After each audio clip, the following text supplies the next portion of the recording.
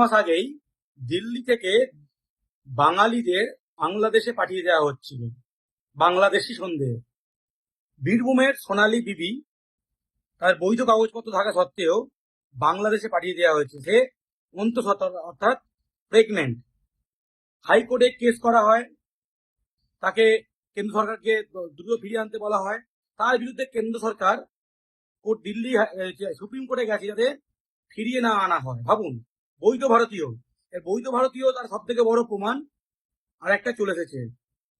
তার বাবা এবং মা জ্যোৎস্না বিবি এবং যে বাবা ভদু শেখ বীরভূমের 2002-এর ভোটার লিস্টে নাম আছে।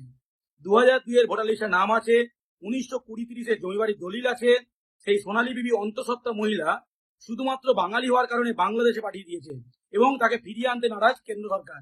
ভাবুন, এই যে বলছিল না যে সব বাংলাদেশিতে তাড়ানো হচ্ছে, বাঙালি নয় এরা, বাংলা ভাষা মানেই বাংলাদেশি, এই হচ্ছে সোনালী বিবির অন্যতম উদাহরণ, যার মা বাবার নাম 2002-এর ভোটার লিস্টে আছে এবং 1930 সালের কাগজ আছে।